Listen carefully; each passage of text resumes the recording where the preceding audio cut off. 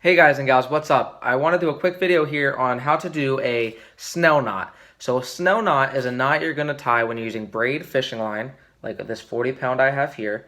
And you're going to do that when you're flipping into some type of heavy grass cover. So if it's a big milfoil or hydrilla flat, this is definitely a good knot to know. More often than not, you're going to be tying it onto a straight shank hook. This is actually an offset worm hook. I don't have any straight shanks on me.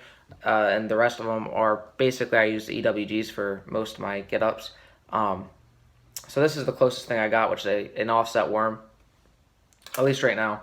The other hooks, they have their place, and this is going to be one of them.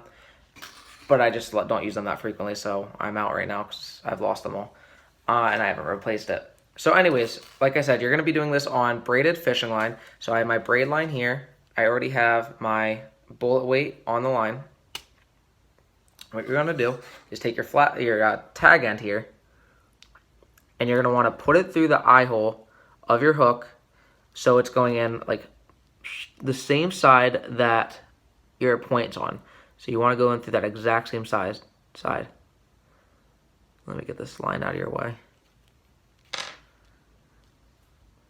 So you're gonna want to pull that through about 5 or 6 inches. Right around there is good. Remember, that went through the same way, the same direction that the shank's on, the point's on. And then you're going to want to take this line, this tag end, and you want to lay it down flat on the back of your shank, like that, and then loop it back over. So you're not actually wrapping anything yet, you're just laying that shank down, or laying that line down on the back of that straight shank. Now with this tag end going the other way, I'm going to come up here with my other fingers. I'm going to pinch right up here where the line and the hook kind of meet. And then I'm going to take my tag end. Let me grab it out of here. I'm going to take that tag end that I have that's going back this way now, and I'm going to wrap it right around the neck, that neck on my hook, about 5 to 7 times. That's typically a good general rule of thumb. So you're just going to take it, and you don't want to wrap it down too low or up too high, just right around that neck. Right there. That's 1, 2, 3, 4, 5, and I'll go one more for safety. 6. Now once you get there, okay, so now you have, looks like that. Let me make sure you can see. Okay, so it looks like that. It's kind of just wrapped around there. This is where that loop you created earlier comes into play. So you have that loop back here that was laying on the top of your shank. You're going to have that there still. Get it open. And now take that tag end, and you want to feed that tag end through the loop. So let me get, so I don't stab myself. Just feed it through the loop and hold on to that tag end so it's just coming through. You don't need to pull this tag end. This is here, you're just going to hold it here with this hand. So I'm going to go ahead and I'm going to wet my line. I always say to, reduce the friction.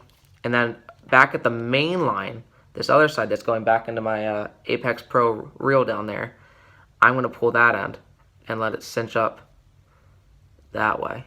And then just kind of wet a little more and just pull it tight. And here's how I'm going to cinch it the rest of the way. I'm going to put my pointer finger, carefully, and actually, because it's a little smaller shank, I'm going to be extra careful.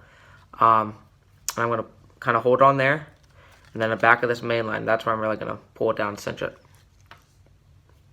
So right there, you have a Snell knot.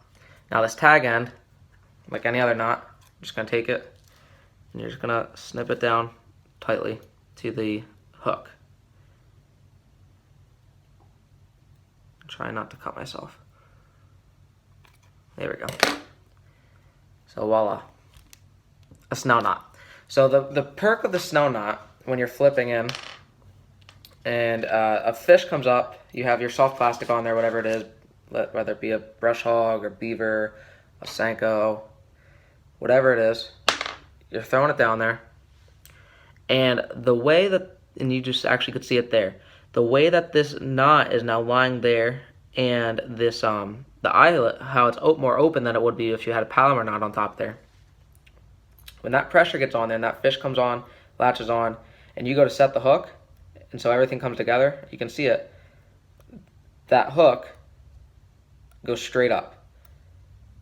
Let me make sure you see it one more time. See how it just shoots straight up? That's going to go straight up into the roof of the fish's mouth. And that's where you want your hook sets. That's where you're going to get your best ratios and your best hook sets so that the fish doesn't get off and you don't lose a fish of a lifetime.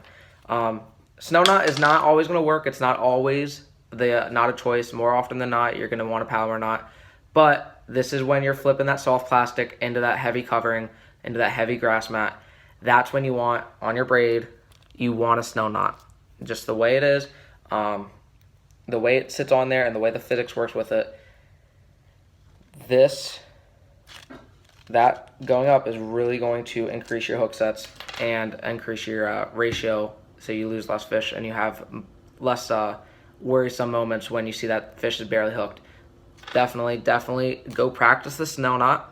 It's definitely one you want to have in your arsenal for when you are in that situation where you're going to use it. Because like I said, it's very specific. You don't want it all the time, but it is something that will come in handy at points, especially if you're one of those on those big grassy bodies of water. As always, like the video, comment below, let me know if you have any other questions.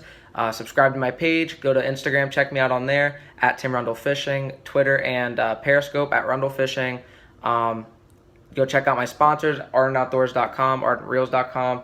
Go check out this Apex Pro because I got to use it last weekend in my tournament, and although the tournament was not the best, my gear definitely did hold up and definitely went through the gauntlet of a very slow day on the water. But yeah, other than that, get out there, go practice the Snell knot for yourself. If there's anything else I can do to help you out, let me know. Get on the water, shoot some videos of yourself, teach someone to fish, show some of my videos if it'll help them to fish. But until next time, tight lines.